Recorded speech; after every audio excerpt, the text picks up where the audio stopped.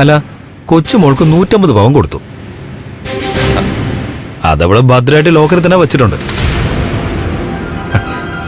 അതുകൊണ്ട് എനിക്കൊരു പ്രയോജനമില്ല. നിനക്ക് എന്താ വേണ്ട മോനെ, ഞാൻ തരാം. അല്ല, നിങ്ങൾക്കൊരു വീടും പറമ്പും ഇല്ലേ? അത് എന്റെ പേരിൽ എഴുതരോ?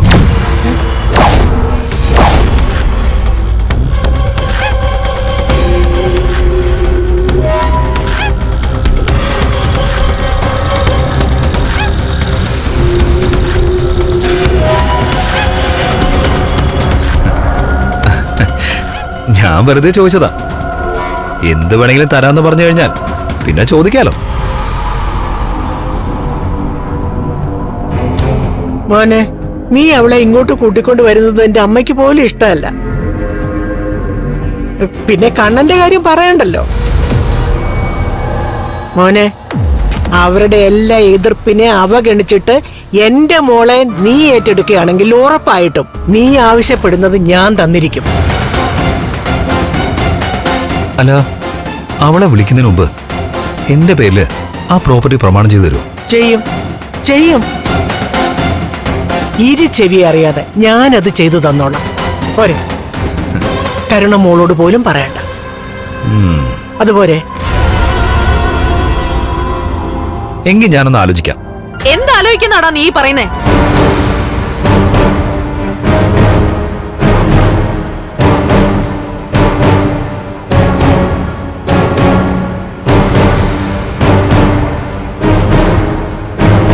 ഇവരുടെ കൊച്ചുമോളെ വിളിച്ചോണ്ട് വരാവുന്നാണോ? അതെനിക്ക് ഇഷ്ടമല്ല. കണ്ണനും അത് സമ്മതിക്കത്തില്ല. പിന്നെ നീ വെറുതെ വാഗ്ദാനങ്ങളൊന്നും കൊടുക്കണ്ട. ദുർഗെ, മോൻ എന്നോടൊരു കൂട്ടം ചോദിച്ചു. അത് ഞാൻ കൊടുക്കാന്നും പറഞ്ഞിട്ടുണ്ട്. എന്തു വേണേലും കൊടുക്കാം. പക്ഷെ എന്റെ കുഞ്ഞിന്റെ കെട്ടുതാലി അറക്കരുത്. നാണമില്ലേ നിങ്ങൾക്ക് ഇത് എന്നോട് പറയാൻ? കല്യാണം കഴിഞ്ഞ് 4-5 വർഷം കഴിയുന്നതിന് മുമ്പേ എന്റെ കെട്ടുതാലി അറുത്തവനല്ലേ നിങ്ങളുടെ മോൻ? കൊച്ചുമോളെ, എങ്ങനെയാ ജീവിക്കാൻ പോകുന്നതെന്ന് നിങ്ങളൊന്ന് കാണ്.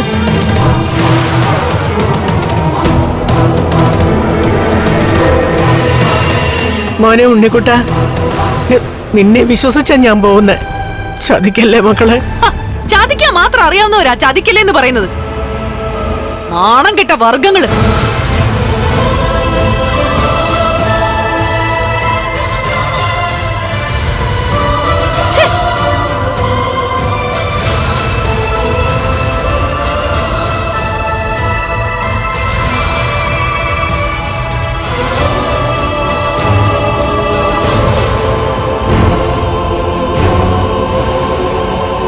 നിന്നോട് അവരെ ഇവിടുന്ന് ആട്ടി പായിക്കണമെന്ന് പറഞ്ഞിട്ടില്ലടാ നിന്നെ ഇങ്ങോട്ട് ഞാൻ വിട്ടത്. പിന്നെ നീ എന്തിനാ അവർക്ക് പ്രതീക്ഷ കൊടുത്തത്? കണ്ണേട്ട നോക്കാനായിട്ടാ അമ്മ എന്റെ അച്ഛന്റെ 2ാം ഭാര്യ ആയിരുന്നു. എന്നിട്ട് അമ്മയ്ക്ക് ഒരു തുണ്ട് ഭൂമിയെങ്കിലും കിട്ടിയോ? ഇവിടുന്ന് കണ്ണേട്ട ഇറക്കി വിട്ടാൽ തല ചായ്ക്കാൻ അമ്മയ്ക്കൊരു ഇടമുണ്ടോ?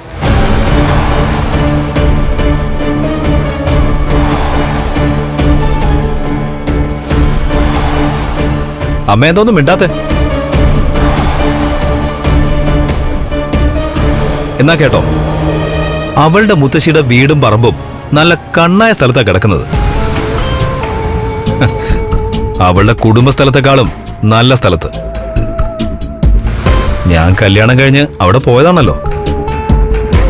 അതെന്റെ പേരിൽ എഴുതരാന്ന് അവര് പറഞ്ഞിട്ടുണ്ട്. എടാ മോനെ, എന്തൊക്കെ തന്നാലും നിന്റെ അച്ഛനെ കൊന്നവന്റെ മകളാ കരുണ. മരിച്ചവര് പോയി. ആ കൊലയാളിയുടെ മോളെ ഞാൻ കല്യാണം കഴിക്കുകയും ചെയ്തു. ഇപ്പോ അവളുടെ വയലൊരു കുഞ്ഞുണ്ട്. അതുകൊണ്ടാ അവരിപ്പോ ഇവിടെ വന്ന് എന്റെയും അമ്മയുടെയും കാല് പിടിച്ചത്. എടാ, കണ്ണൻ അവളെ ഇവിടെ കയറ്റുമെന്ന് നിനക്ക് തോന്നുന്നുണ്ടോ? കണ്ണേട്ടന്റെ സ്വഭാവം അമ്മയ്ക്ക് അറിയാലോ. കണ്ണേട്ടൻ നമ്മളെ പുറത്താക്കണമെങ്കിൽ എപ്പോഴേ പുറത്താക്കായിരുന്നു. അതിനു വേണ്ട എന്തെല്ലാം കാരണങ്ങൾ നമ്മൾ ഉണ്ടാക്കിയതാ. എന്നിട്ടും നമ്മളെവിടെ പിടിച്ചു നിർത്തിയിരിക്കുന്ന അങ്ങേര് ഒരു കാരണവശാലും കരുണ ഇങ്ങോട്ട് വരണ്ടെന്നൊന്നും പറയില്ല. ഇപ്പൊ അങ്ങനെയൊക്കെ പറയുന്നുണ്ടെങ്കിലും അങ്ങേര് മാറും. കാരണം അങ്ങേരെ ഭാര്യയുടെ അനിയത്തിയാ കരുണ. അവര് രണ്ടാളും ഒരമ്മ പെറ്റ മക്കളാ.